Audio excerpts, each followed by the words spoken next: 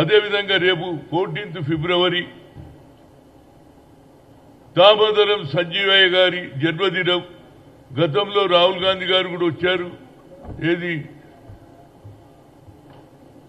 మన దామోదరం సంజయ్ పార్కుకు వచ్చాడు, నివాళులు అర్పించాడు. ఆయన బర్త్డే రోజు.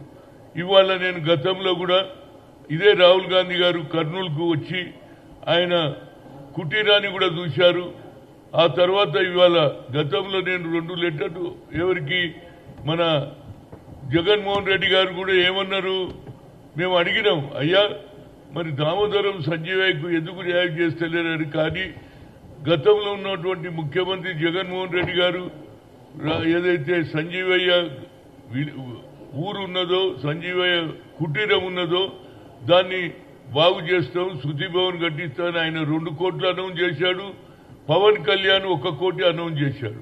కానీ ఇంతవరకు ఏ పని జరగలేదు. నేను దాని మీద ఇవాళ ఆయన ఒక జీవో తీశాడు.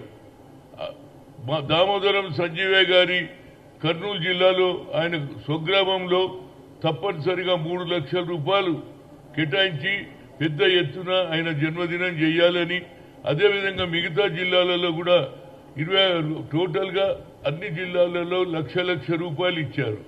నా ఉద్దేశంలో నేను వారిని కోరుతున్న లెటర్ కూడా రాసిన, ఎవరికి చంద్రబాబుకు రాసిన, పవన్ కళ్యాణ్కు రాసిన. నా ఉద్దేశంలో మరి ఎన్నో జిల్లాలు ఏది ఆ స్మృతి భవన్ కట్టియాలని నా కోరిక. ఏదైతే సంజీవయ్య ట్రస్ట్ చైర్మన్గా ఒక 5-6 కోట్లు పెడితే మంచి ఏది ఆయన జీవిత చరిత్ర, అదేవిధంగా ఆయన గ్రామంలో లైబ్రరీ పెడితే వచ్చే తరం వారు కూడా తెలుస్తుంది హానెస్ట్గా.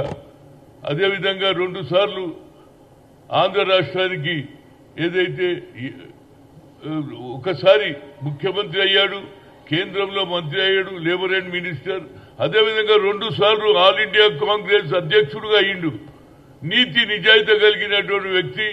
చనిపోయినప్పుడు సొంత ఇల్లు లేదు, అత్తగారింటికడ ఆనాడు 1972లో నేను యూత్ కాంగ్రెస్లున్నా ఆయన శవం వాళ్ళ అత్తగారింటికి పెట్టి అక్కడికి వెళ్ళి వెంగళరావు గారు ఉన్నప్పుడు అది సంజీవయ్య పార్కు చేయడం జరిగింది నెక్లెస్ రోడ్డులో.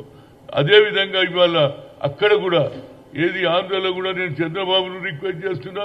ప్రపంచంలో ఏ మూల ఏ క్షణం ఏం జరుగుతుందో వేగంగా తెలుసుకోవడానికి తొలి వెలుగు వాట్సాప్ ఛానల్